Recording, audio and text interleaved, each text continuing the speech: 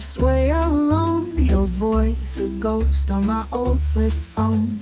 I spin around with empty arms, jazz notes play but lose their charm. City lights shine but don't compare to the way you flip your hair. Fake smiles dance but they don't know through these lapses your echo. When you're not around, I lose my beat, swinging solo on these empty streets. Your shadow's gone, it leaves a hole, no rhythm in my restless soul. Coffee's cold, don't taste the same without your laugh calling my name. Record spins to a broken heart, our duet is now a solo part.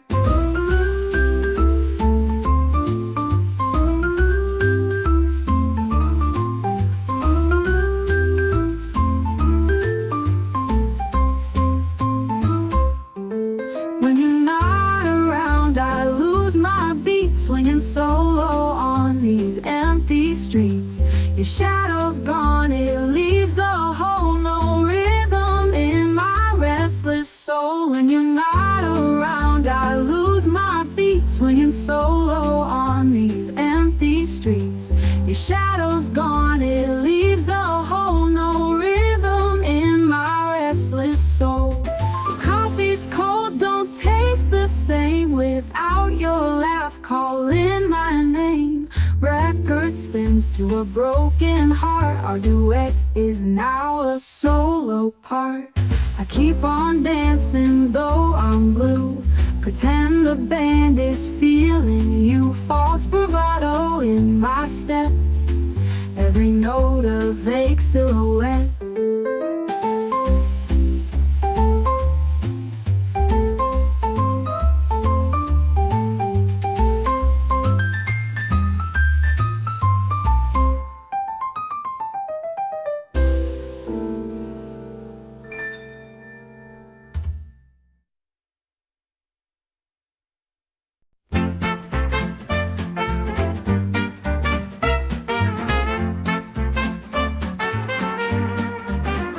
In the crowded room, I sway alone, your voice a ghost on my old flip phone. I spin around with empty arms, jazz notes play but lose their charm.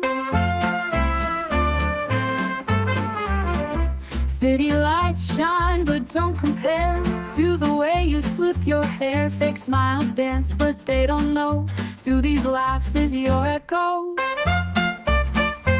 When you're not around, I lose my beat, swinging solo on these empty streets. Your shadow's gone, it leaves a hole, no rhythm in my restless soul.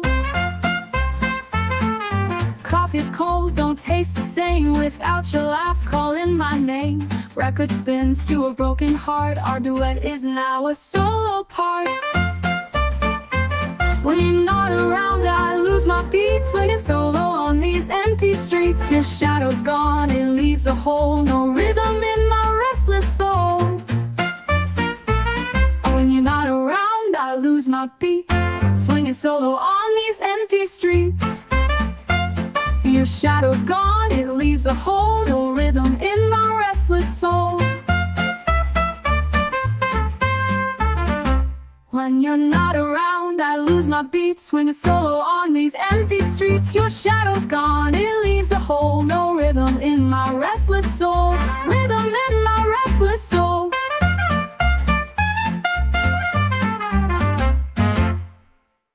I keep on.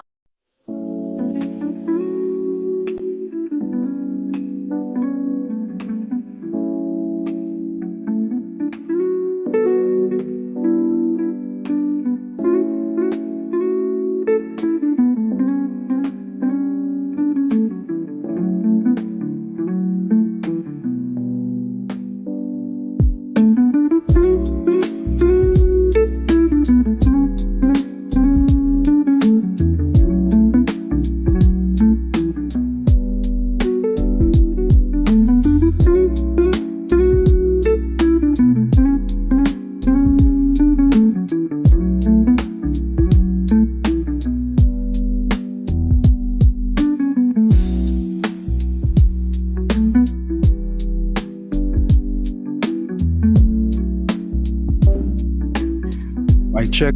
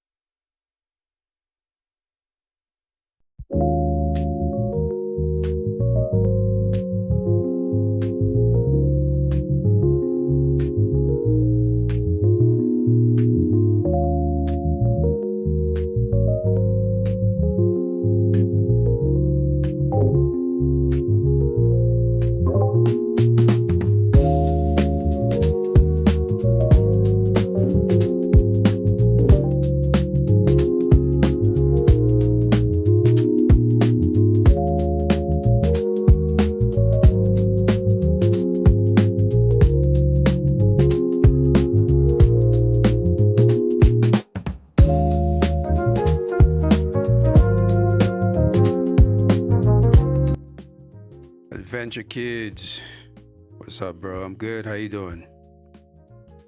Welcome to the stream.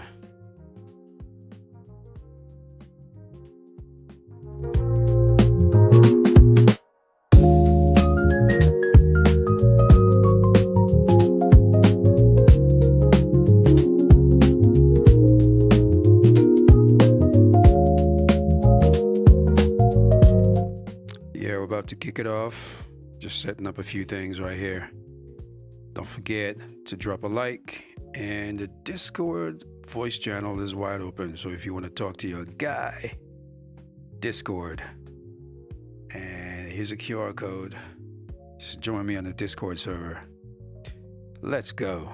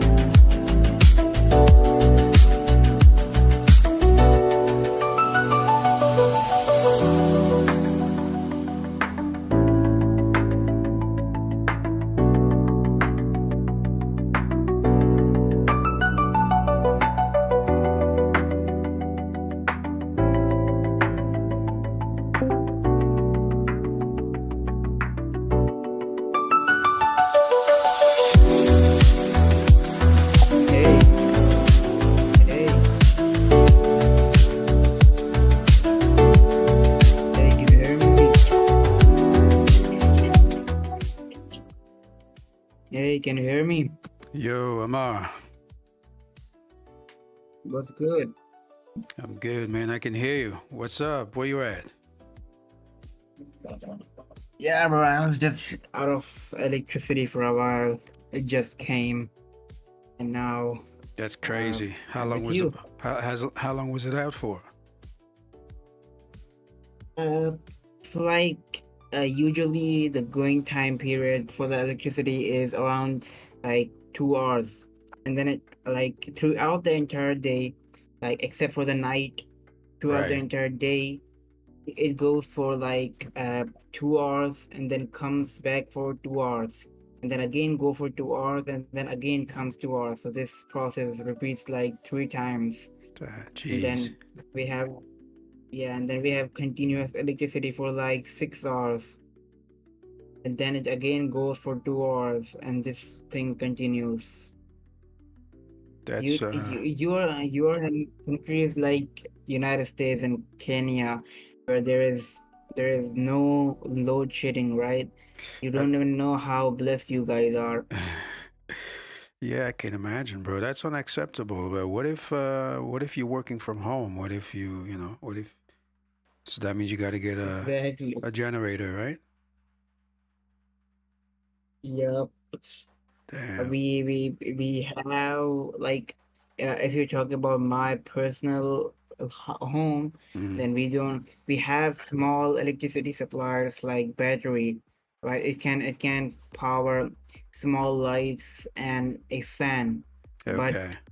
we don't, like, when we don't have electricity, we don't have power to internet, which is the main thing. Right. Yeah, I mean, Yep. So what you ask? yeah, I What you mean, want to?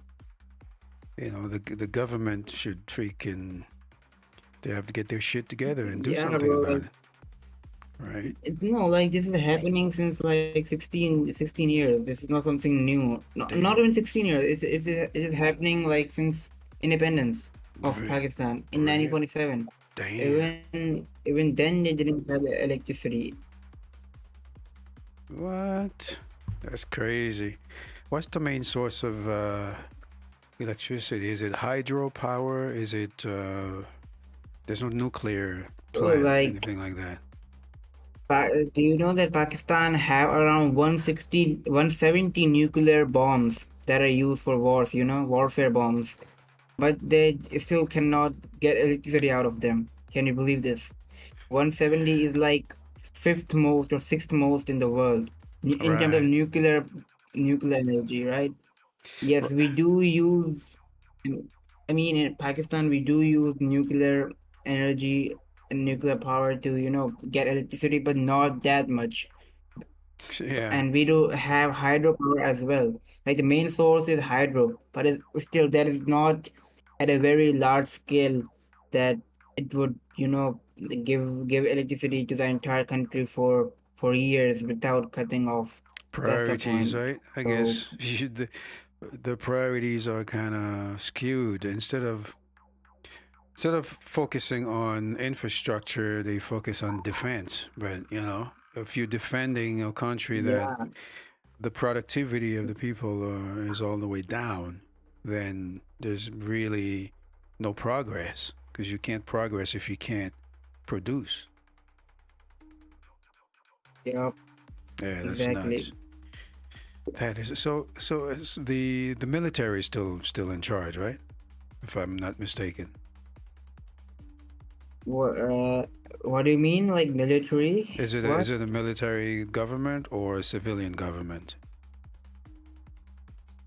Like, it's actually civilian government, but actually still like the ones controlling the government behind the curtains are the military.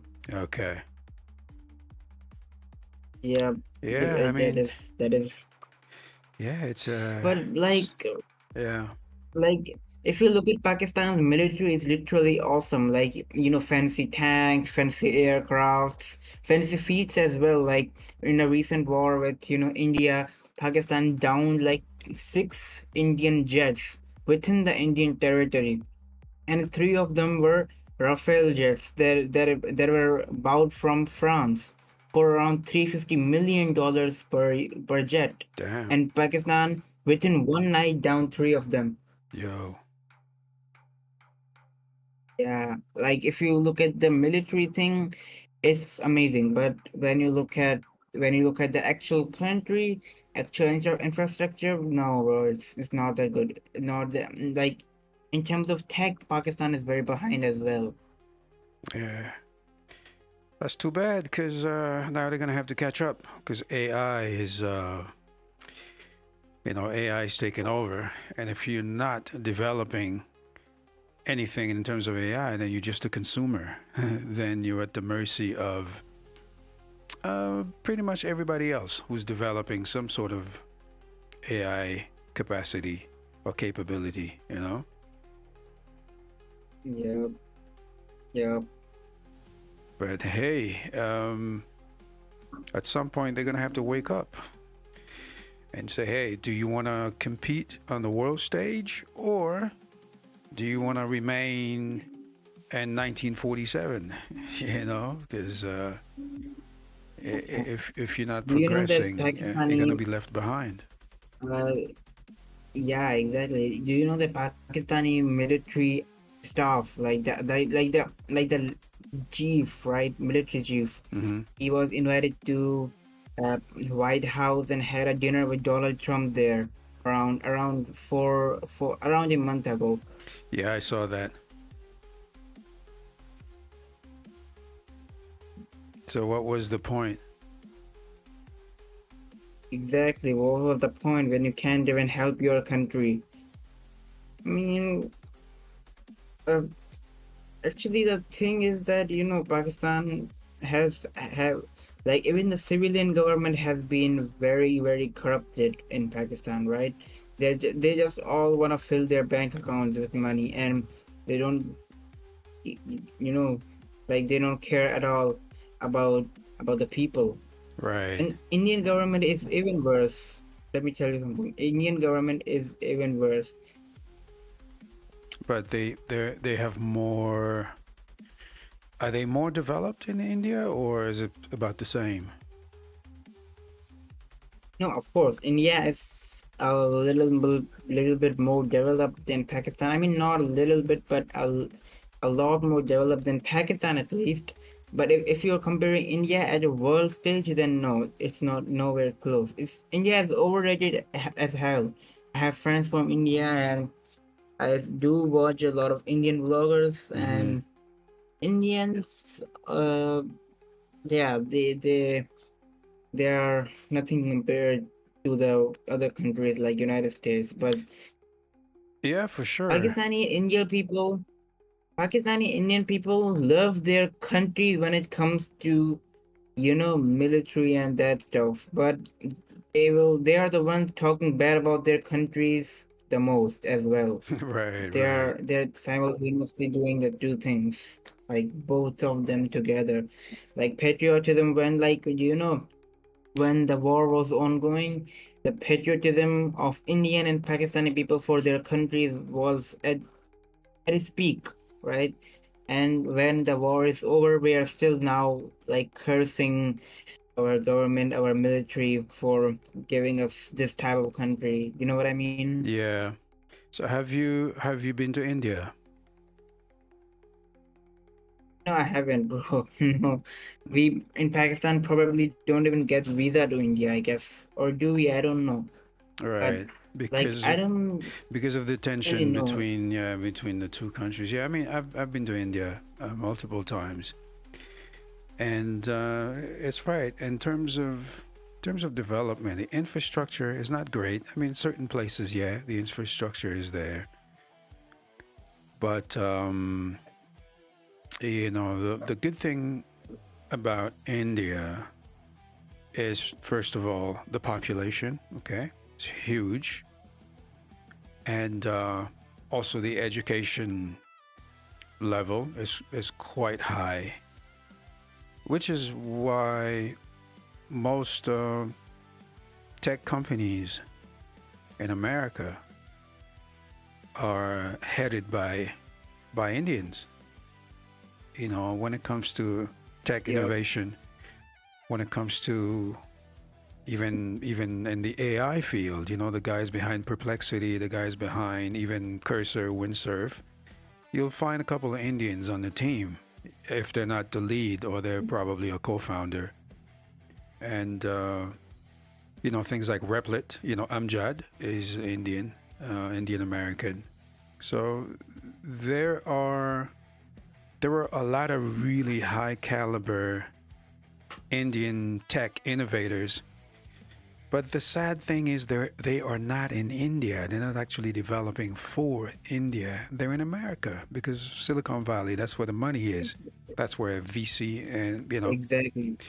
yeah, that's where they put a lot of their money. But if all these guys decide to pull out of America, pull out of the West, and go back to India, India will be way better off, If the Indian government decided, okay, I'm going to recall all the Indian citizens to come back to India, and then give them an incentive, build a Silicon Valley. Well, I don't like to call this, build, a tech hub in India, and pour a lot of money into the sector, India would be unstoppable, bro. Just like China is really ahead of the game right now. Yeah.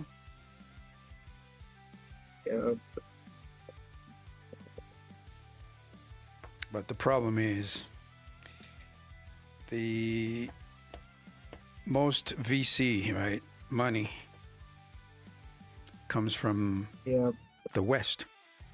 And they like to invest with people who look like them.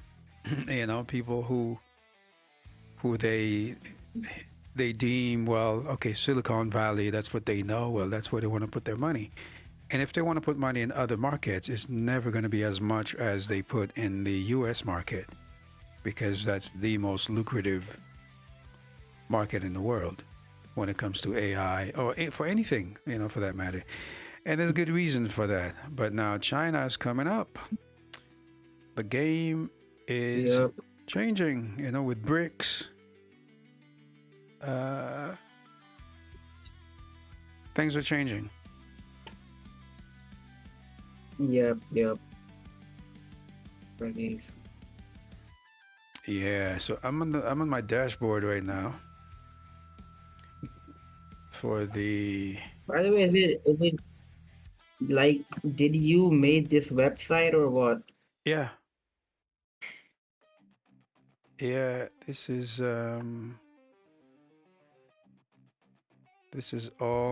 one of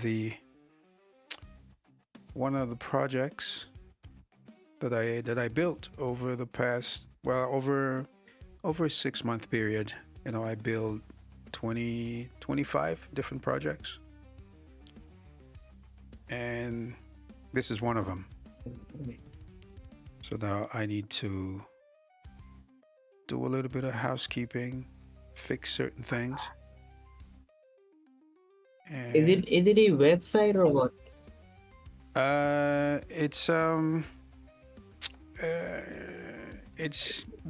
There's different components to it. There are 2 components. What you're looking at right now, this is the dashboard, the back end, right? So this is where you manage the users, programs, testimonials, even the subscriptions, and a blog, a newsletter, all that type of stuff. And also AI. This is where my LLMs will basically reside, where I train different models. It's the main component. It's basically it's a course generator. Generator is basically a platform that will house different modules for different courses. Yeah. And for instance, programs. Here we have, leadership, finance, relationship, health, business, mindset, productivity. So here, this is where all the courses will be created. And this is pretty much where, this is the landing page. Yeah, and this is where test at user.com. I don't know if it's gonna work or not. Yep, it works. So this is where the user will log in to his or her account. Right now I'm not being redirected, but I don't know what's going on. So I gotta fix that. Because once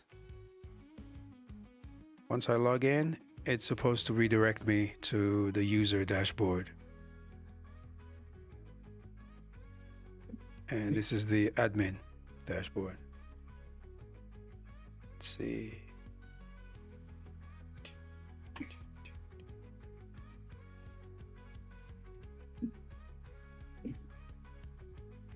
Yeah, and so this is the code.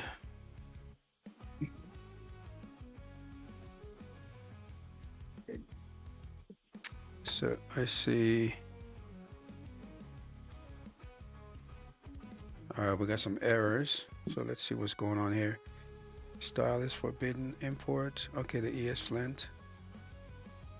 Okay, it's nothing crazy.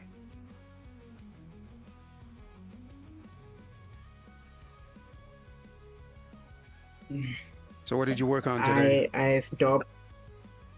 I was just building my job board app, and yeah, I was working upon it from past couple of days, Hmm. and it is almost done. I mean, I gotta style it, of course, so maybe 1 or 2 days I'm gonna spend styling, like adding the CSS and making it beautiful. And then I'm gonna upload a video on X and LinkedIn about explaining my project. Like a 30-second or 1 minute video explaining the code and the features. It's a pretty good website. Okay, Cool. like like anytime when I work on a web project, I always use ChatGPT to get it as fast as I could, because I know if I write down like all the code by myself, Mhm. it's what I can make in 5 days might take 10 days, might take 15 days, and that's not what we want. In this era, we don't want people who are just better coders, better thinkers. We want people who can deliver faster stuff and better stuff, right? So I guess that's something we can do better with AI, right? Yeah, So for sure. that's why I do that. For sure. So you use ChatGPT And do you use ChatGPT to write the code and then you copy the code into your IDE? That's what you do. No, I don't just copy paste it, right? Let me tell you something. So basically, what I say is, let's say if I'm making a dashboard, I say generate the dashboard.html for me, right? And when it will generate it, then I will just watch while writing the code, right?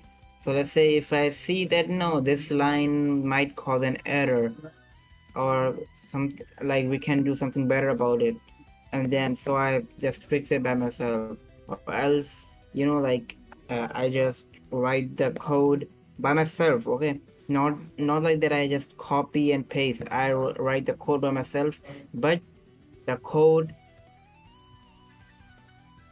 right is the one generated from ChatGPT, right? Like let's say ChatGPT generated this code, and now I am writing while looking at that code, right?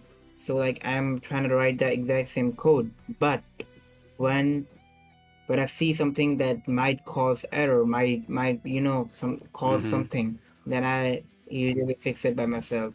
What happens by this is, of course, I know if I build the entire app, with my like without AI, just like the only coder is me coder, and like I am alone writing all the code for the website, then what I can build in 15 days Mhm. will I will make it in 30 days, 45 days, right? So that's Right. the thing. That's the I mean, point. yeah. I mean, you know, you can code Yeah, much faster now. Instead of using Chat GPT, use a why don't you use a command line tool or something like Cursor, or even do you use um do you use VSC Virtual Studio Code, or what do you use as your IDE? I use Visual Studio Code. Okay, so you should try.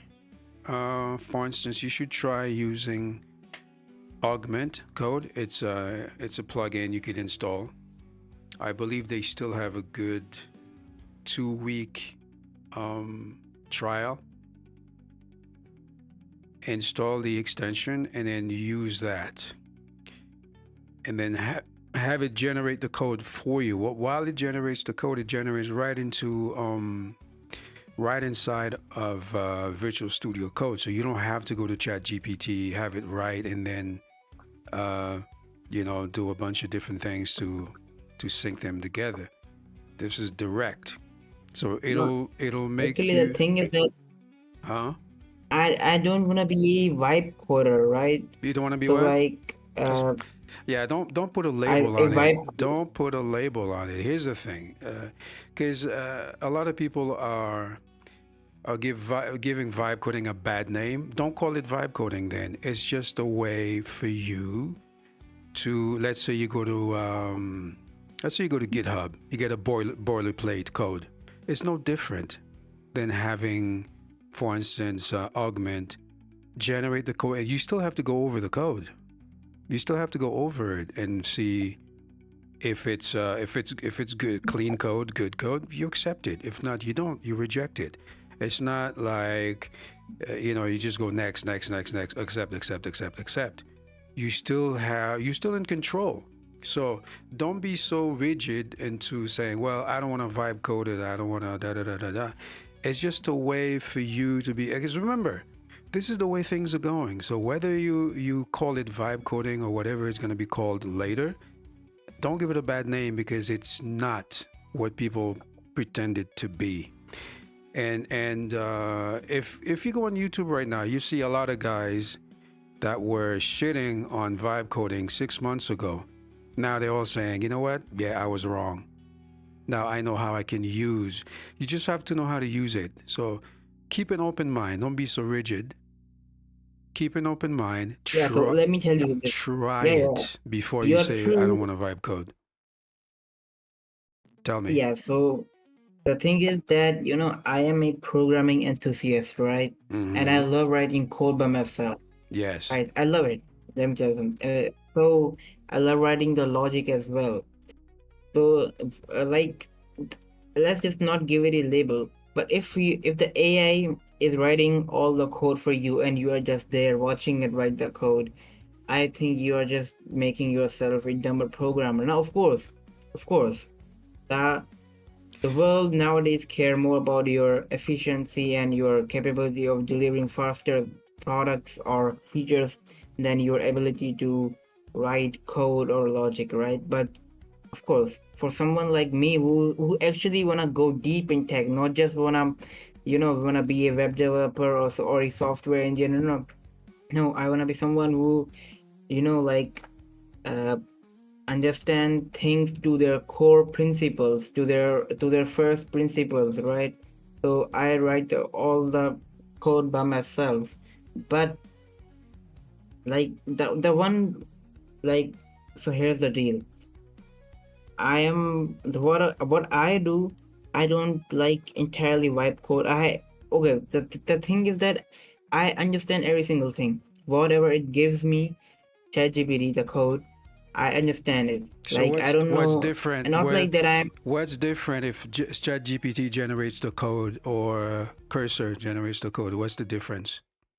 Because that's what you said. You said you asked ChatGPT, it generates the code, and then as you code alongside, it's the same thing. It's not, except now instead of having the code in a browser, where as you code it yourself, it's the same thing. Now it codes it inside a virtual studio code. There's no difference. It's still there, The difference, and there is a difference. you still have to supervise the code. You know, if it spits out a bad code, you're in complete control. You can say, hey, nah, that's not good, and you either rewrite it yourself, or you tell it, no, that's not what it is, and here's what I need you to do, and it does it for you. It's almost the way you have to look at it. You have to look as it's pair programming. Okay, let's say you have a junior dev sitting right next to you, and you tell, hey, listen, while I'm busy doing this, do that for me. It's no different. And of course, when it comes to efficiency, right? When it comes to pivoting fast and build things at a speed that was impossible 5 years ago, now it is entirely feasible. It's entirely possible. And of course, I'm not trying to convince you to change whatever you're doing, but I'm just giving you the other point of view, the other side of things, and the reason why AI is going to go the way it's going to go. That's because of the efficiency. You still have to know what the hell you're doing. You still have to know, okay, this is a bad piece of code. Either you have the AI rewrite it, because sometimes, you can go, it's faster for you to do it, then you do it. If it's about writing multiple files at the same time and then go back and troubleshoot things and then fix things the way you want it to be done, then that's what you do. If also you want to be the guy who write everything manually yourself, yeah, go ahead, have at it. No one's going to tell you not to do what you like to do. You know what I mean? It's your preference. It's your preference. But at the same time, Yeah. you will kind of lag behind in terms of productivity. That's all I'm saying. But, keep doing what you're doing. If you enjoy coding, manually, line by line. Yes, of course. There's a lot of guys like you out there. Actually, yeah, of course, it depends. As you mentioned, it depends on preferability, like, oh my Preferability. God, my pronunciation. Preferability. Preferability, right? Mm. Preferability, right? So, like, what I prefer and what you prefer might be different. Like I write, like, I like to write code. I like typing and all that stuff. That gets me feel good. But if I write the entire code by AI and just copy paste it, that won't satisfy me within myself. You know what I mean, right? Oh, no, of So, like, let's course. say if I make a very good website, Of course, I let's understand say a large scale website, 1,000%. Yeah, yeah, I understand 1,000%. It's yeah, yeah, it's a matter of preference, right? yeah. Okay, so by the way, I have decided that specific times for my posting on social media, Mm-hmm. right? Like, my timings are aligned with the United States and Europe timings, right? So, like, whenever the maximum traffic from the US and Europe will be, I will post at that time. I have decided for myself. So I will post on X 2 times a day and post on LinkedIn 1 time a day, right? And then uh, and I'll keep replying to the post of other people as well to build some visibility on the social media. Mm-hmm. The first post is gonna go down at 4 p.m. Pakistani time, which is around 7 a.m. in United States and around 12 p.m. in the UK. And like most of people, they start their day while reading emails, while reading posts, on LinkedIn. I'm talking about working professionals at X and LinkedIn. So like, if I post at that time, I will hit the maximum traffic from the countries, from the Europe and America on X. Mm-hmm. And the next post on X is going to be at 12 a.m. Pakistani time, which is 3 p.m.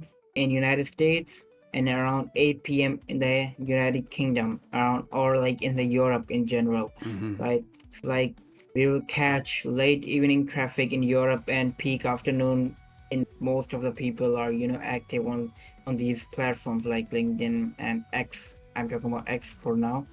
And on LinkedIn, I'm gonna post once a day on around 9 p.m. Pakistani time, which is around 12 p.m. in the United States. Right. Right. So these are my strategic, like strategic and smart posting times to attract maximum audience from the United States and Europe, because I know that if I follow Pakistani and Indian people, I'm not gonna have customers for myself. You know what I mean? Right. I'm gonna price them at $250, and I know that no Pakistani will buy a pair of glasses. No matter how useful they are, it is still going to be expensive in terms of Pakistani and Indian currency, right? So Right. I know no one is gonna buy them, but in terms of United States and Europe, $250 or $300 is what they literally spend on their dinner or something like that. So it's not a big deal for them. Yeah, it's about market fit, right? You have to market to your target audience. And in terms of tech, unless you're producing really ubiquitous type tech like mobile phones, and not mobile phones comparable to the iPhone or Samsung flagship phones, but it's more from mid to low spec, devices. Because the majority of people, let's say, in the rest of, for instance, Southeast Asia, a lot of countries, Africa, um, Pakistan, Bangladesh, then Asia, and where Sri Lanka, it's mostly, of course, you're gonna find iPhones there, but the number of people who are gonna buy, an iPhone 16 for $1,200, there are very few. So Apple is not gonna have a huge market share, but Oppo, Xiaomi, all these Chinese brands who saw an opportunity to create tech for the mid to low budget, those are the guys who are actually making a killing. The reason being, they may not be able to sell, $1,000 phones or tablets and whatnot, but they're able to make a lot of money because of volume. Because a lot of people are buying cheaper phones than there are people buying expensive phones. So if your tech were to be, for instance, you were into making mobile phones, you know, uh, maybe the $100 mark or the sub $100 price tag, yeah, of course, then you could market it pretty much anywhere and everywhere. But if it's of over $100, the market starts to be a little more thin. And the $200, $250 mark, yeah, then you start going to upper mid to high price, brackets. That means you have to, I guess they call them the big four or the big five. I mean, you have to market to the US, Canada, Europe, Australia, and where else? There's another one. Like China, you can forget about China because they have everything. They have so many brands. You know what I mean? Yes. Yeah. Yeah, Yeah, they have local brands. yeah. You can forget about Korea because also Korea have their own, and Korea is a very small country, very small population, but they produce a lot, right? They produce a lot of tech. Forget about Japan. Japan doesn't really import anything when it comes to tech. China, Wow. nope. Yeah, they're very, very self-sufficient. There's a lot of protectionism, and that is the reason why You know, when you go to Japan, you see a lot of tech that you don't see anywhere else. They create a lot of tech just for the Japanese market. Even some cars, you see a lot of cars in Japan that you don't see anywhere else. They're just built for the Japanese market. You see a lot of phones, a lot of cameras. You know, even Sony. You know, I got a couple of Sony cameras. You know, they make cameras for export. They also have some models just for the Japanese market. You know what I mean? Oh, So for sure, I mean, your strategy is okay. good. To try to push to these markets, because that is where that's where your that's where you'll find success. Absolutely. Like, my plan, according to my plan, I want, like when I launch, right, on maybe January 1st, 2027. I will, before that, like a month or 2 3 months before, I will like create a wait list, right, for early adopters, right? And maybe after that, my goal is to, like, as soon as I launch, I wanna hit hundreds units like sold every single month, right? Then, like, at the in the mid 2027, I Mm-hmm. wanna hit around 500 units a month, and in the early 2028 or late 2027, no, not late 2027, most probably like in January or February 2028, my goal is to hit 1,000 sales a month, right? But that is not going to be easy at all. We gotta spend more of our time on marketing and branding rather than just engineering and adding features. Right.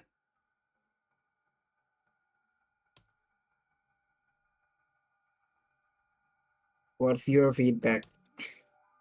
I'm actually looking for something for you, which I'm pretty sure it's not feasible, but let me try anyway.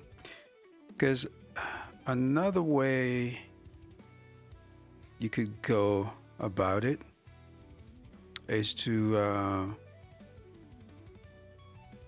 use Kickstarter.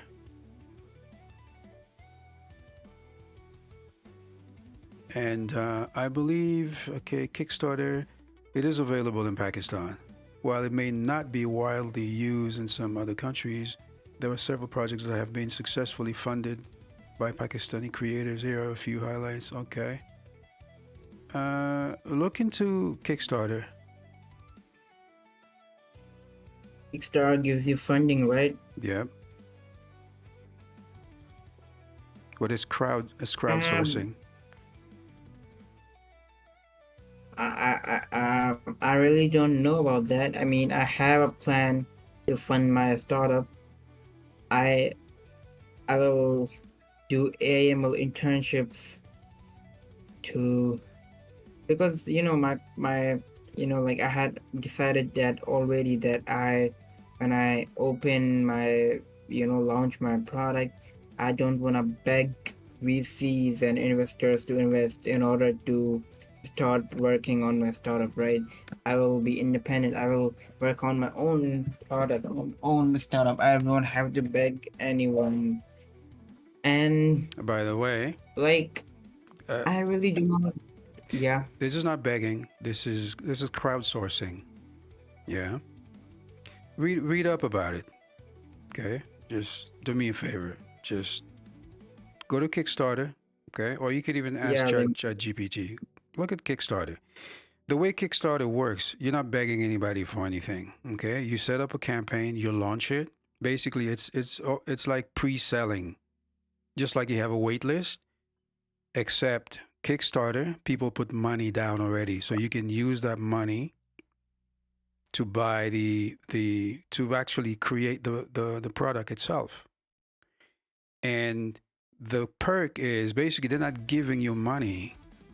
The perk is once you put up the campaign, you promise to launch the product at a certain date, and then once you launch, you ship to those early backers. These are called backers.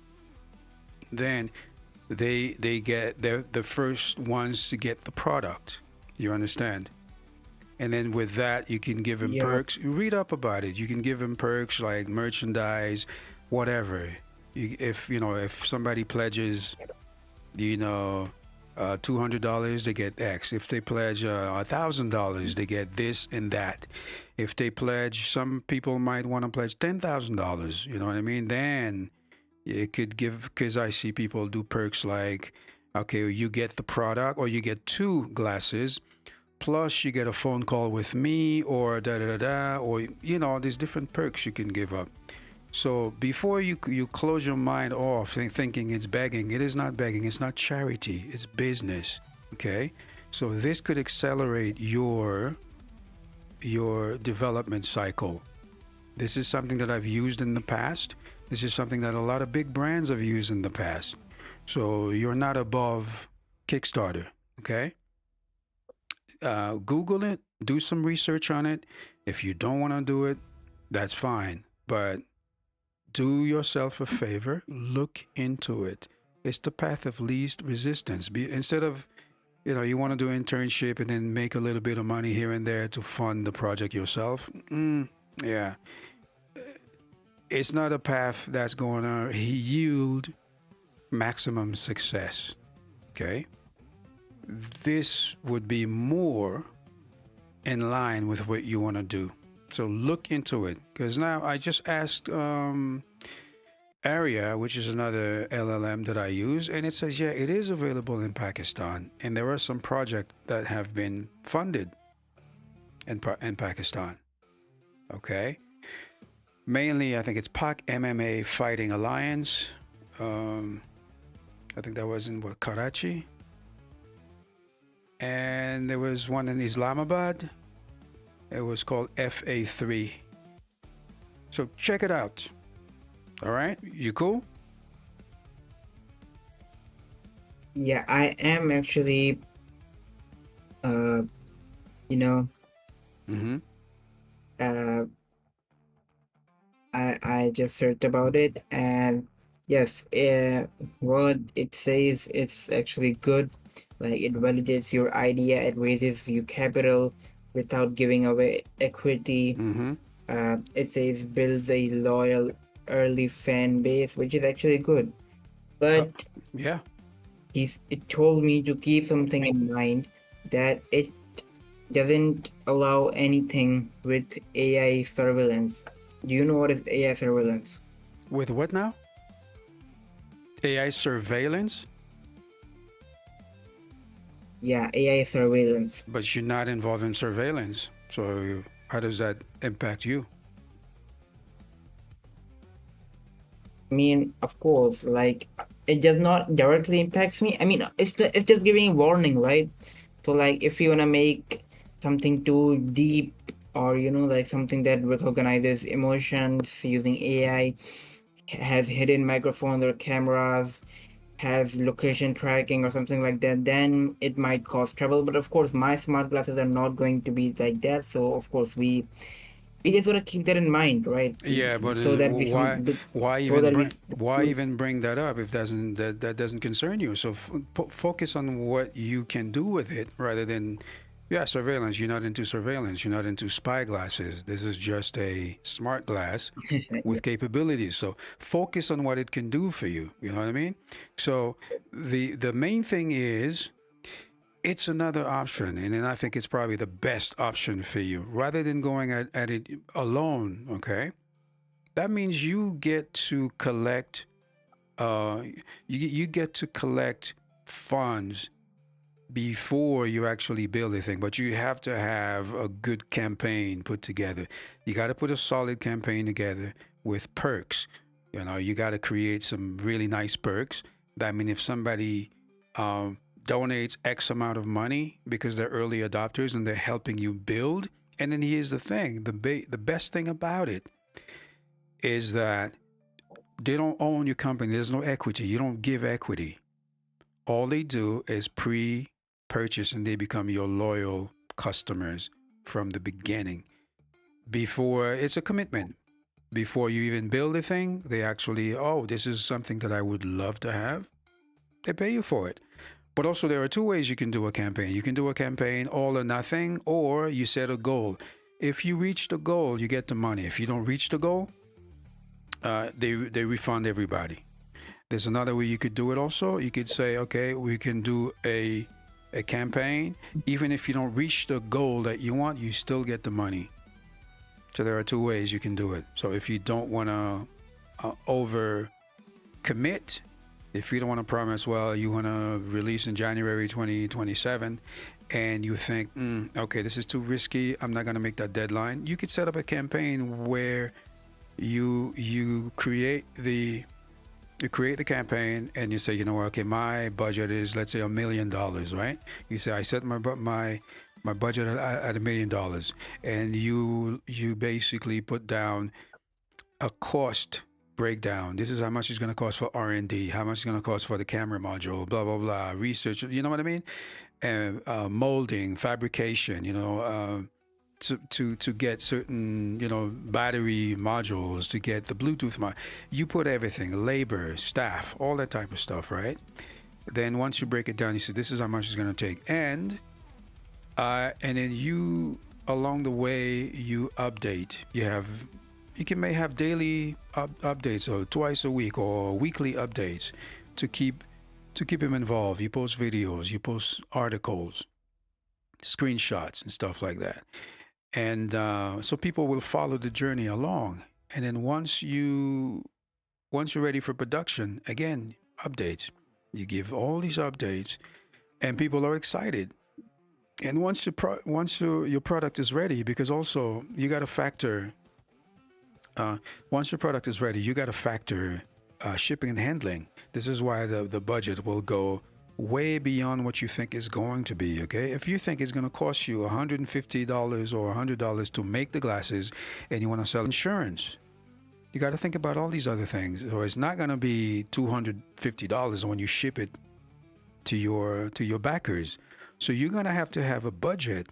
Let's say if you want to ship, let's say the glasses weigh 250 gram, right? And it's in a box, they got to pack it, and then now it's 300 gram. So to FedEx it, or because you can't send it by regular mail, you got to either FedEx it or DHL it, send it via DHL or, special courier. That's a lot of money. That's at least going to cost you about $50 to $60. You understand? Yep, we have. Yeah, I understand, absolutely. Yeah. So all that, when you factor the cost that you're gonna put it on the campaign on Kickstarter, you got to factor the shipping cost as well. Because if you're gonna ship it to from let's say you're gonna dispatch from Karachi or Islamabad, right? Whatever center is closest to you, whether it's a DHL or any of these couriers, right? Courier services, okay, and then. Let's say you set up, and the best thing to do also, okay, I'm telling you this for free because I do consulting for these type of things, all right? So let's say you have 3,000 backers, okay? 3,000 people contribute to the campaign, and then you raise let's say you put it at $500,000, okay? $500,000. Let's say it costs you $250,000 to build everything, then you're left with $250,000. Let's say, let me pull up my calculator here. So, do you recommend me? Yeah, you can do your calculation, but so you're recommending me to, put my product on Kickstarter, right?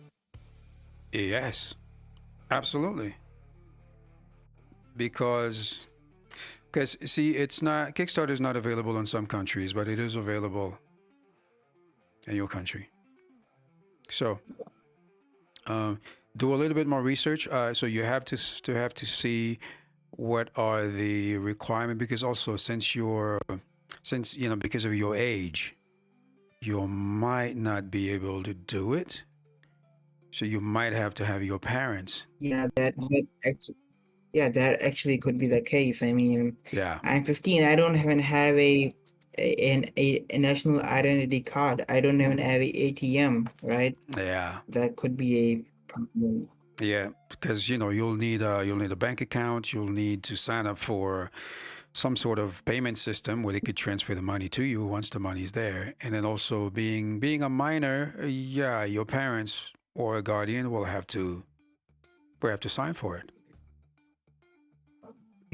So Yep. that's one option.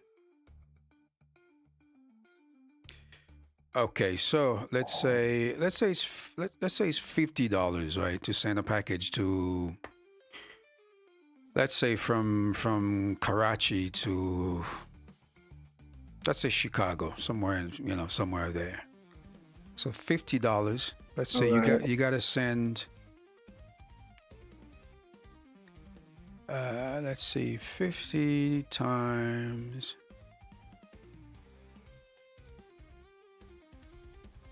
$3,000. All right. So 50 times 3,000, that's $150,000 just in shipping fees. Okay. And it might be more or less, but it's better to have a bigger budget than a smaller budget. You understand? So, and let's say you have, okay, let's be a little bit more conservative. Okay, let's say you have 1,000 backers. Yeah. Of course, that's easy math to do. So that's still $50,000 just in shipping. And then, of course, Yep, the it cost. is. Yeah, the But cost of of. course, the 1,000 people who are investing, of course, they're not gonna just invest $3,000, right? They're gonna invest 300 or 400 or $500,000, right? No, no, not 300 for the $500,000. It's $300 because when those 1,000 people, right? Let's say they pay $250 for the glasses. They're not gonna give you $250,000. They're gonna give you the price of the glasses. They're gonna pay you for the glasses. Okay, these are not investors who are going to put a lot of money in. And remember, the way the Yeah, perks. right. Yeah, Yeah. you're right. I mean, yeah, we can brainstorm this stuff later. I mean, No, yeah. no. Okay, like, Listen. Yeah, what did you think is the best price for it, right? yeah, but Like, like you uh, said, I was gonna say. what do you think? Yeah, I was gonna say. Don't brainstorm them later. Now's the time to brainstorm them and make sure you're taking notes. Okay, make sure you understand what you want to achieve. Okay, it's no small Yep, yep. it's no small feat, so it takes a lot of planning. So when it comes to doing these things, now's the time to do that. Don't wait till later to try to brainstorm and come up with ideas. So what I'm thinking, to price the glasses, well, usually what happens, right, for Kickstarters, the price is lower than the market price. You see what I'm saying? So if the MSRP, right, if the MSRP is going to be $250 for the Kickstarter campaign, you price it at $200. Or and in fact, you don't even do 200, you do 199 or 197, $197. Okay. So Yeah. now they have an incentive to get it before it goes to market. Okay. So MSRP, you know what MSRP is, yeah? MSRP, that is manufacturer suggested retail price, right? Exactly. So if you say MSRP 250, but for the Kickstarter, you get it for 197. So that's a huge saving. That means now, because you're helping me build this product, you come in on the ground floor, so you get a good price. So that's usually how it's done. And then you have perks, right? And you could say, if somebody wants to back it, let's say you have perk number one, okay, $197, and you get the glasses plus another perk, maybe a swag, maybe a T-shirt or something, a mouse pad. Could be something really insignificant, or a thumb drive, whatever, right? Something really small. Perk number two, you could say, if you pay, let's say, 197 divided by 2, that's 98.5. Let's say if you pre-order 2, right, instead of paying, instead of cutting it in half and say, all right, so it's going to cost you, let's say, 197 times 2, you remove, let's say, 10% or 15%.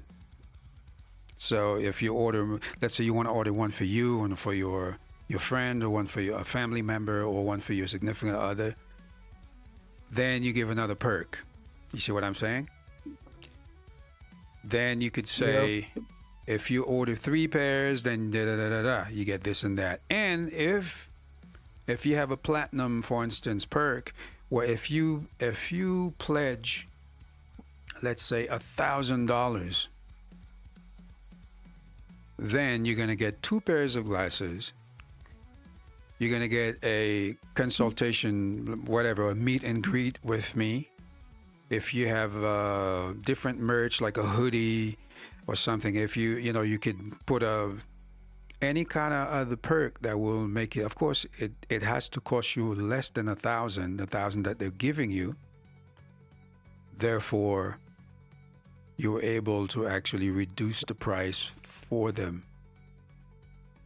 So just watch a couple of videos and then do some reading about it. You'll see all these other, and even on the Kickstarter page, they have a knowledge base, so you can see how to set it up. But that's how I would do it. I would give it a low price to begin with, because now you're getting the money up front. Instead of $250, it could be $200 or $199 or $197.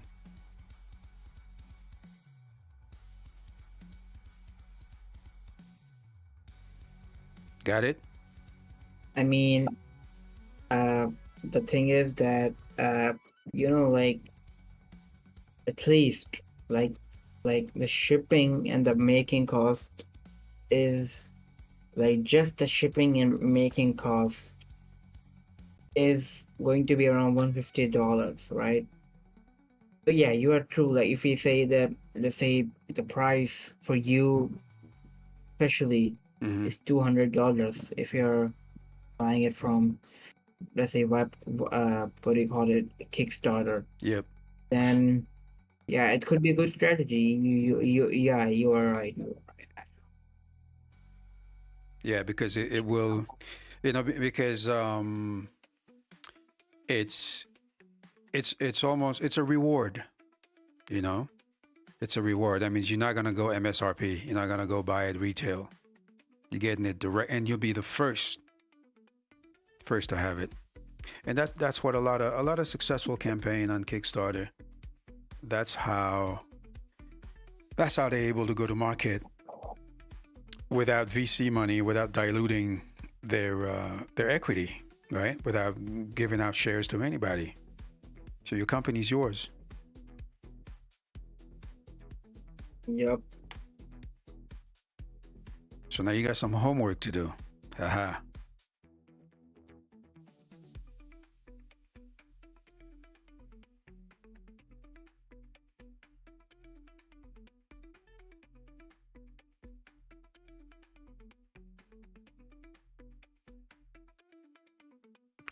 Yeah, Kickstarter.com.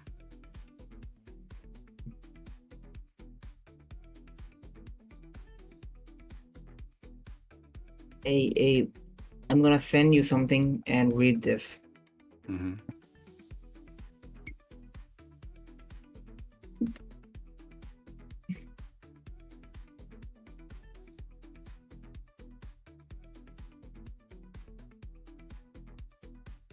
What did you send it in the chat? I'm gonna send you in a personal DM, should I? Yeah. Right, read this.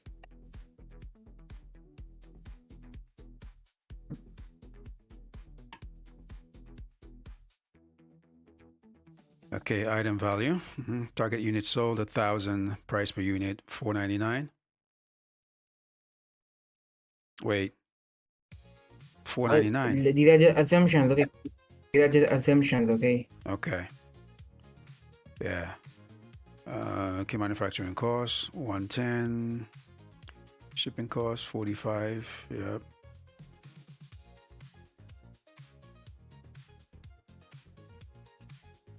Yeah, packaging, customer support and warranty $7. Return defect buffer $10.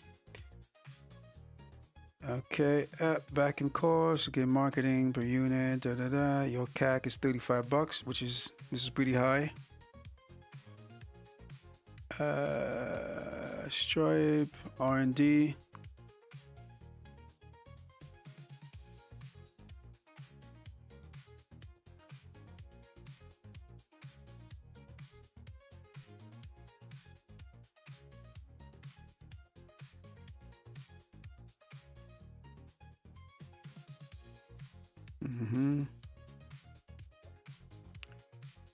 Okay, net revenue. This is alright. This is a $500,000. Yeah, okay.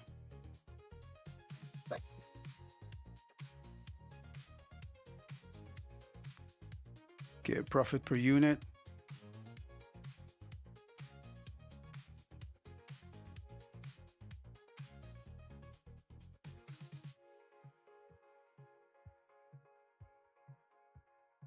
Okay, that's very optimistic, by the way. Like, what do you think about it? Yeah, it's a good breakdown, but it's very optimistic because the unit price is high. Yeah, of course. Like, Uh, yeah, $500. No one is going to buy glasses for $500, right? No, some people will buy it. Depends on the brand. Depends on who's behind it. Because remember, you're a startup, so nobody knows you. Other companies have sold tech at that price, but being a new kid on the block, no pun intended, you got to find the sweet spot. The sweet spot will be, around the 200, 250. That means the manufacturing costs and all that has to come down. Like, I mean, $100 profit for me at max is easily enough for me. It's like easily enough, right? You know what I mean? I don't want, millions of dollars in profit. Yeah, if I'm earning, let's say, $10,000 or max $20,000 a month profit, I'm comfortable with that. You know what I mean? Mm-hmm. Did you check out the site? I don't need. Did you check out? I'm checking it out right now. I'm doing some research alongside as well. Trying to say. Okay. Because there are, in terms of smart glasses, there are 64 projects on the site right now. And the first one has got 1 day left, and it's funded at 487%. So that means he exceeded his goal of 478%. And see, he wanted his goal was $5,000, but he got $24,000. And as you can see, remember what I told you, right? See, this was pledged of 5,000 goal. That was his goal for 5,000. Now he got 24,338. Right. And you'll see his perks. Can you see that? Available rewards. Yep. And look at the prices. $179. And you see, it's exactly what I was telling you. You see, this is MSRP 259, and he's letting him go. He's basically a super early bird, 179. I was pretty close at 197 or whatnot. So he's making it really affordable. And see the perks. Yeah, I'm watching the exact same person as well right now. Yeah. So you see, you get the glasses. You get free LLM for 6 months, plus you get a charging cable, and then there's more perk as well. Then super early bird number 2, that's at 189. There's different Wait. perks. Did you realize that his glasses are quite bulky and big in size? Did you realize that? Yeah, but they're not as bulky as what we saw. And the 3D printed ones. This is acceptable. This is actually not that bulky. If you look at it carefully. The band is still pretty. By the way, the ad is pretty good, isn't it? Yeah. The camera quality is pretty good. Yep. We gotta shoot something like that. Yeah, you see now, if you go to perk, you see where it says 2 glasses. That's what I was telling you about. You know, early bird, this was $340. So instead of the price doesn't double because you're buying 2. So you get a perk because you're ordering 2. 2 glasses plus the Yep. LLM plus the charging cable and 3 more perks. Then yeah, so now you have all sorts of. All right, it shows you how it works. Now he's able to scan a bottle of wine and it'll give you information about it. So this is good use case. If you see the guy using it, it's not that bulky. It's actually it's fine. It can't be any thinner than that. It can't be just a regular glasses arms. It has to be a little thicker for the tech in there.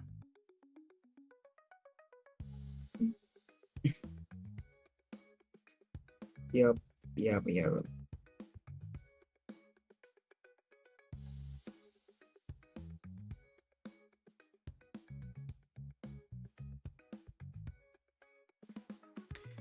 it has multilingual travel assistant as well. It's got different things.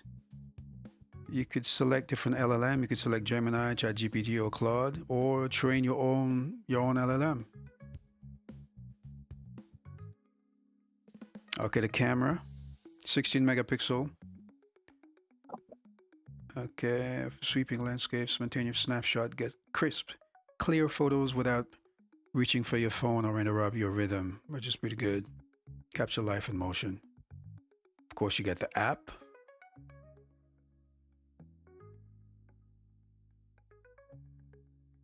Tap.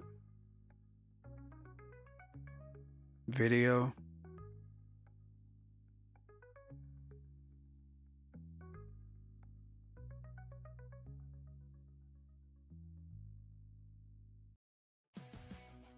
Pretty cool.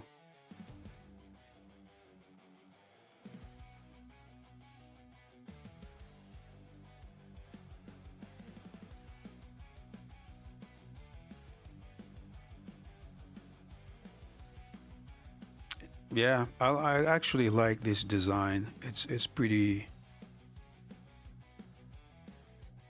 slick. Speakers are built in. End button, capture, microphone, touchpad, camera, a power button.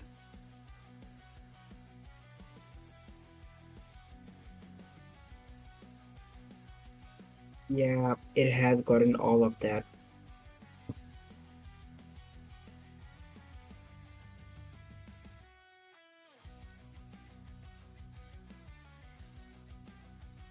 Yeah, that's pretty cool. Now you can change the lens too. So you could have tinted lens, like shades or prescription glasses, reading glasses or whatever, or just no prescription.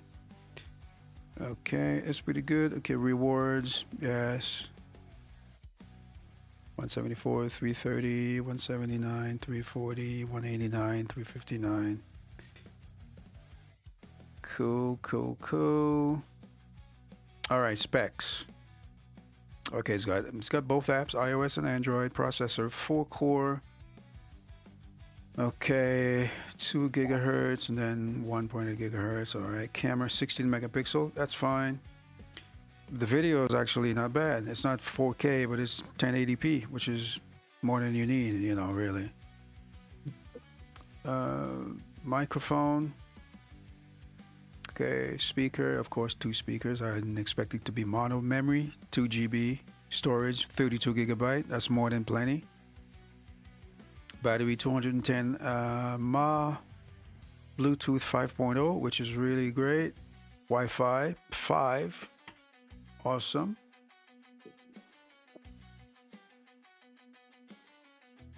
Yeah, I mean, shoot, even the packaging is nice. There's the box in the case.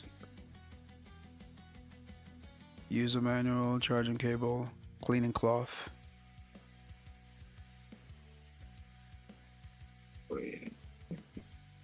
So they're supposed to have shipped last month.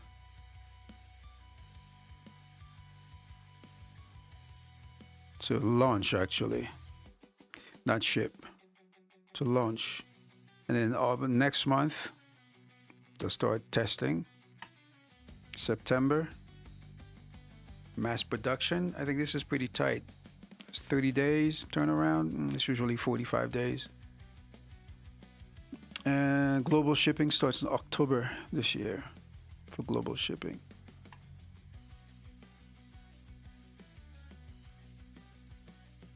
Ah, there's some tech. There's some photos here.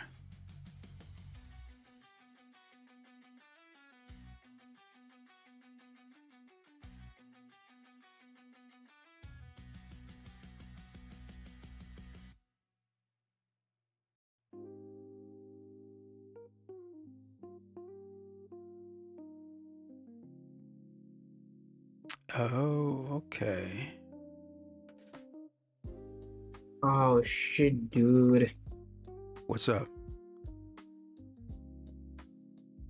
Seems like we are already getting beaten by these people, dude. No, no. We weren't the first one to do this. No, well, the thing is, remember, whenever you have an idea, you're not the only one having the idea.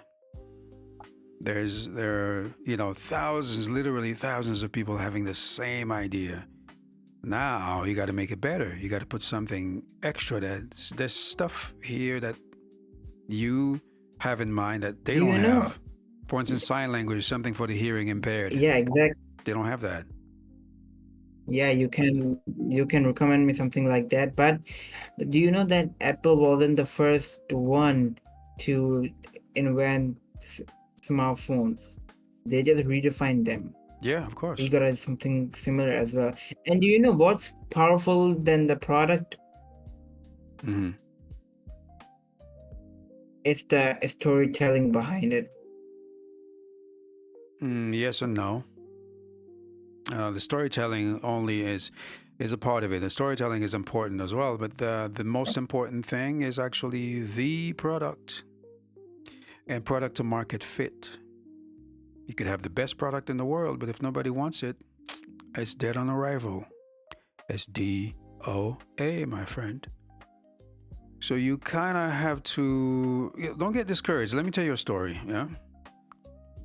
Do you guys have Starbucks in Pakistan? No, not in Pakistan. Okay. So, but you know Starbucks, right? Starbucks is a coffee giant. Yep. They sell. I know. Yeah, of course. Yeah, they sell coffee. People, on their way to work, just stop at Starbucks, get, a mocha latte or something, or double spice mocha, whatever. Cappuccino. Right. So let's say they sell these things for as much as $12, $14, right? And when the two guys who started Starbucks in the beginning, you know what they did? They didn't actually sell drinking coffee. They only sold beans. Okay, they only sold coffee beans, and it was a small kiosk where they have different bags, different sacks full of the beans. Then you would go there. You would say, okay, give me a blend of Arabica or whatever different blend, or basically Casablanca, or they have different Blue Mountain or whatever.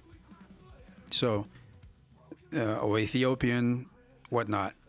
So they would blend it for you, put it in a bag, you would pay, and then you go on your way. But then they pivoted. They brought a couple of coffee, makers. So they started making coffees for people to actually taste the coffee. So they would just give them little samples, little, not plastic, but little paper cups. So people would sip the coffee and say, wow, this is amazing. Did you guys ever think about, actually selling the coffee? I would buy it. So then they started thinking about it. But then, as usual, some people basically try to discourage them and say, nah, there were too many coffee shops. You know what I mean? There's a lot of people selling coffee already. So the market is saturated. So forget about it. Just sell your beans, and then just, let other people sell ready-made coffee. Guess what they did? They said, screw that. We're not going to listen to these guys. We're going to make it different. Even though all these other people are selling coffee, you go to any diner, any restaurant, right? If you want to have a cup of coffee with your breakfast or whatever, how do they usually sell coffee? Guess. Do you know how? But how? Basically, you could either have it in a cup, black, that means no milk, no sugar, or you can have it black with sugar, or you could have it white, that means the black coffee with milk and sugar, or you could have it with cream and sugar. That's it. How did Starbucks Yeah. differentiate themselves? They started putting different flavors. You see, vanilla, they start doing espresso, they start doing mocha latte, double spice latte, cinnamon this, pumpkin spice this. You know what I mean? So they differentiated themselves by doing things that nobody else was doing. So this is the same thing. Even though these guys, like I said, there are 64 projects in smart glasses on Kickstarter. Some of them have already been funded, and then some of them are. But see, for instance, this one ended already. That was in Hong Kong. This one in San Francisco. But I'm pretty sure you'll find a way to make it, even if it's 10% or 2% better, because of a feature that none of them has. You'll have a market. Yeah, and you know what that feature could be? Mhm. Do you know what that feature could be? What could it be? So I just realized that they don't have augmented reality. That's right. And if we add real-time augmented reality features, we might win. What do you think? Because look, augmented reality is something very, very, cool and useful for people, right? If we augmented reality is pretty good. I mean, it can solve huge problems. It can, I mean, look, the future is augmented reality. That's the point, right? So the Allure glasses that we're looking at right now do not have AR features. No, not Also- so fast. Not so fast. There are 6 projects with AR.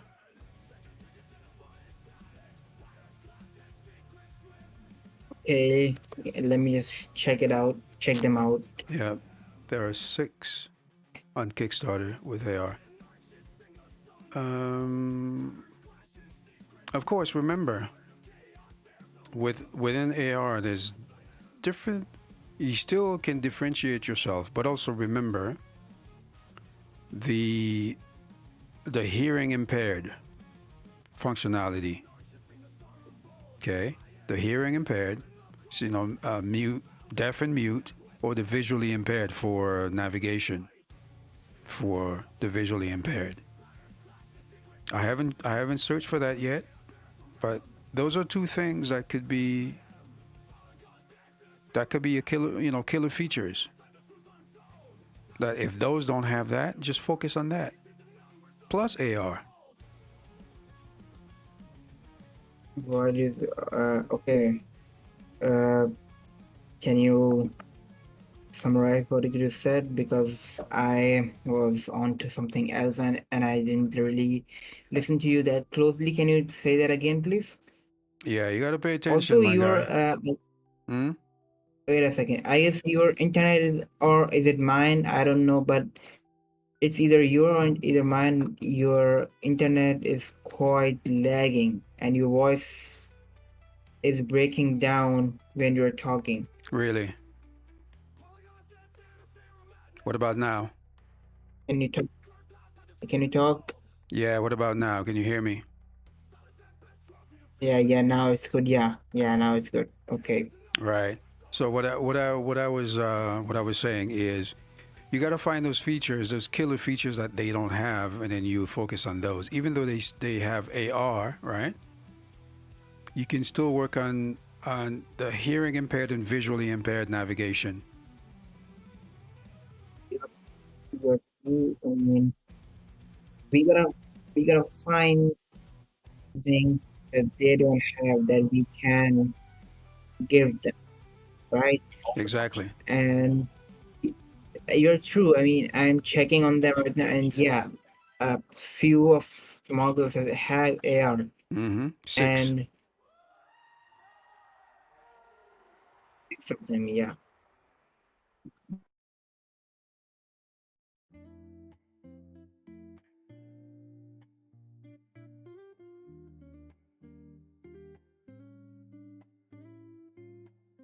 Yeah, remember,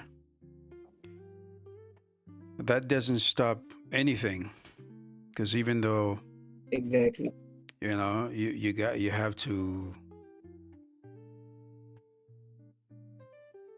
be forward thinking, and in fact, all those have been funded, and all of them have been funded beyond expectation. Right, those 6 projects that has AR. The first one ended with 3,943% funded, which is astonishing. The other one was funded as 4,431%. The other one was That is bro. yeah. That That is means that means they asked for this much. They got 4,000% over what they asked for. This one ended with 5,642%. So yeah, so like at the end, what does that tell us?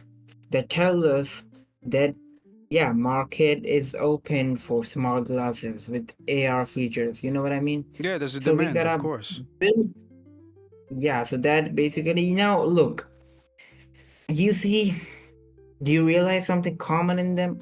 They all have new, stuff like real-time translation, notifications, camera, basic Bluetooth connectivity with phone. They all have this, Mm-hmm. but we gotta make something that they don't have. Simple. Now we gotta find that one thing, right? And with time, we're gonna find it. Not like that we are waiting for stuff like that to appear out of nowhere, or a miracle will happen and we will get. Of course, we gotta spend time on deep conversation, spend time on researching the market about what exactly can we build so that we could actually beat them. You know what I mean? Mm-hmm. And so we gotta play it strategically, right? We we are not gonna give something that already exists. We're gonna build something that that doesn't exist, and we are the first one to give it. Mm-hmm. Right? Like I'm checking on the AR smart glasses projects, and all of them have at least the funding of more than $100,000. Yep. Some even have $500,000, right? Mm-hmm. So there is some insane amount of money, and they all have hundreds and like possibly thousands of backers. This one has around $2 million in funding and around 10,000 backers. Mm-hmm. Can you believe this? Yeah, I Yes. mean, So that is the yeah, because Kickstarter is known for these type of projects, especially tech. Okay, you have Indiegogo, which is more for it's more geared towards creatives, movies and books and comic books and games. This is where most gamers, game developers go and pitch their projects and actually publish their projects, their campaigns. But Kickstarter is mostly tech, and tech it could be anything. Could be bikes, it could be a car, could be anything that has to do with tech, with a physical product. This is where you will find a lot of yeah, these you're campaigns. true.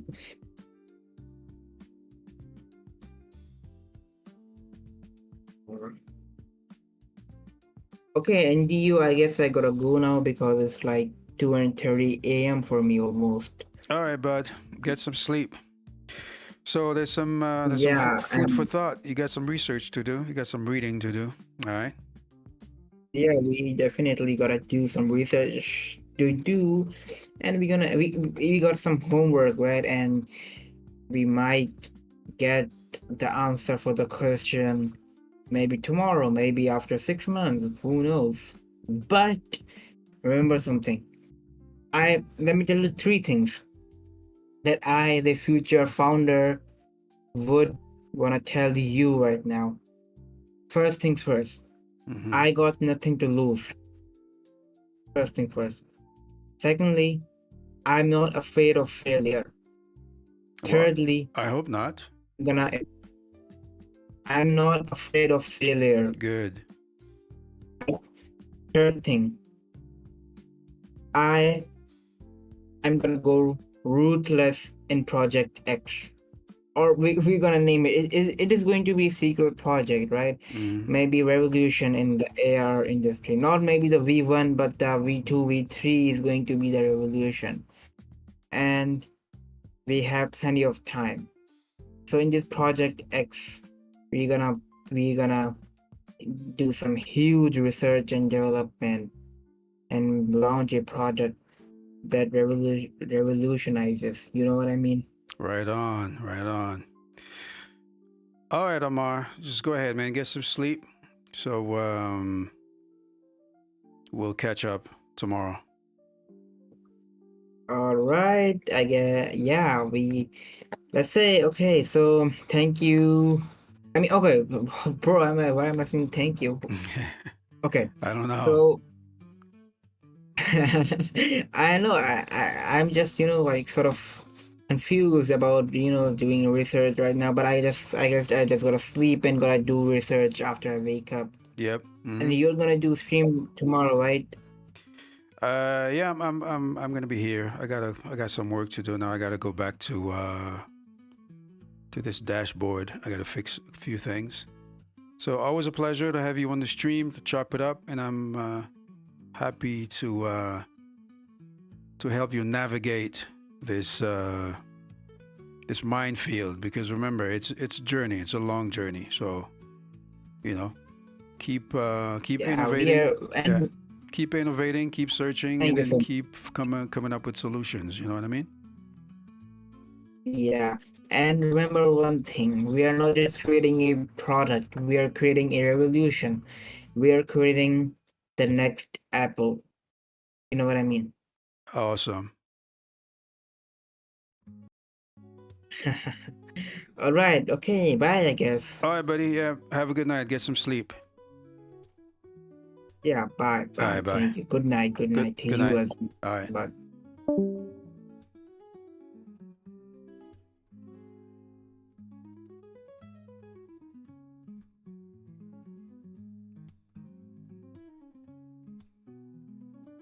Tell me more about this painting. This image depicts a painting by Vincent van Gogh titled The Langlois Bridge at Orleans. It features a drawbridge with a canal and two tall cypress trees in the background. Van Gogh painted this scene during his time in Orleans, capturing the vibrant colors and tranquil setting of the French countryside. The painting reflects his fascination with rural life and his unique use of color and brushwork. What's the weather like in New York tomorrow? The weather in New York tomorrow is expected to be cloudy with a temperature around minus 0.5 degrees Celsius, feeling like minus 5 degrees due to the wind. What's the meaning of recurrent neural network? A recurrent neural network, RNN, is a type of artificial neural network designed for processing sequential data.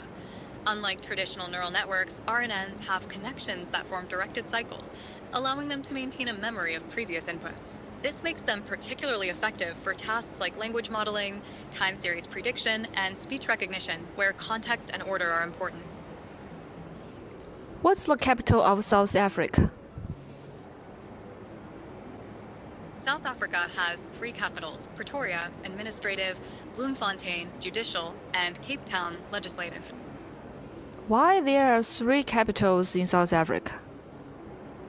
South Africa has three capitals. Pretoria serves as the administrative capital, Bloemfontein is the judicial capital, and Cape Town is the legislative capital.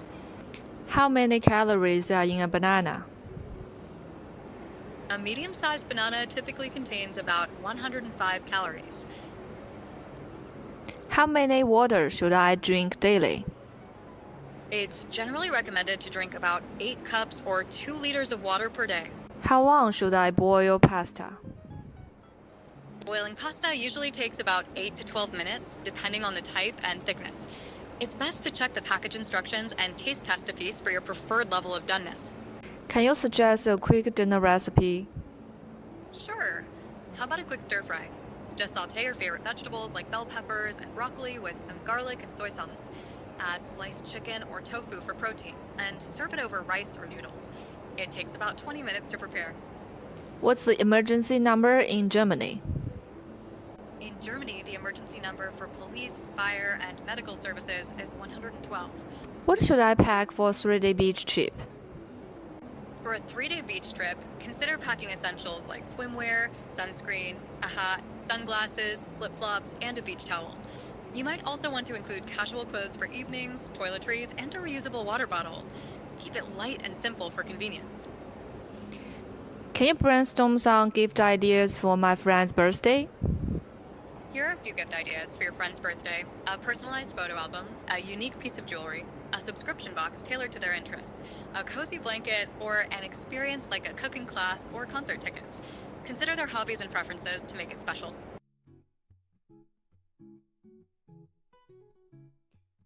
Yeah, just checking out some smart glass deck. Smart glasses. This is actually pretty good. I guess this is okay, this is in Hong Kong dollars. All right. Prices $209, limited offer. Okay, so you get the glasses, charging cable, carrying case, and 2 more perks. This is the special bundle. Special bundle combined with super early bird price of $240. 42% off from $387 MSRP. You'll choose your preferred color, size, or lens. Okay, that's pretty good. Shipping costs will be calculated in the post-campaign survey based on your shipping address. $240, $249. Different perks.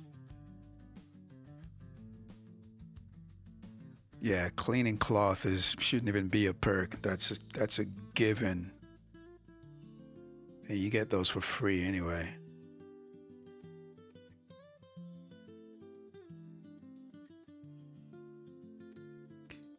So this is for a pair. Okay.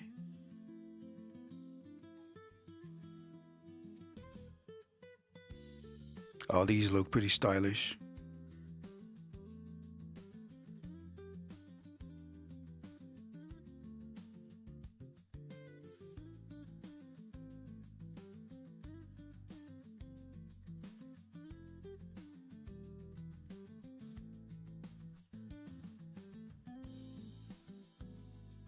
Okay, they were at CES.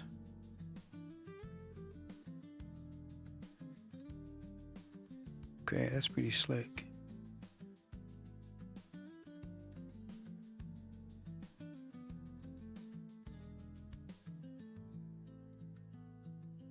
Okay, translation.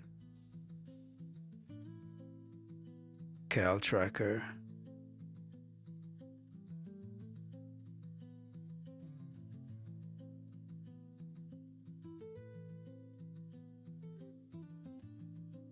Okay.